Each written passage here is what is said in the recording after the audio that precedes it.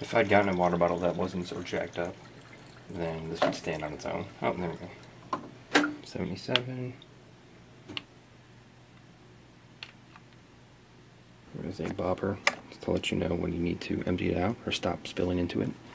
This comes out easily enough. I chose to go through the wall. It's actually about 20 feet of tubing that they give you. Okay, inside. This is to mount it to the ground. They only give you one. I don't know if there's supposed to be two. In the instructions they show two, but it could be to show you the two positions. I don't know.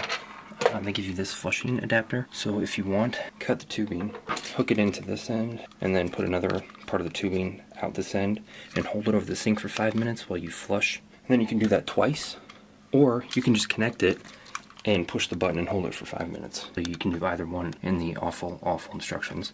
They don't tell you which one is better, or why anyone would use this and not just set it up and do it. You can see the night light slash cold water slash hot water. I'm not using hot water.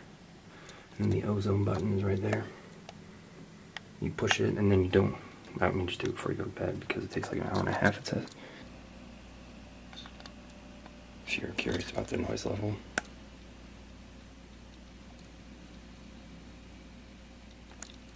I mean, if you're in another room,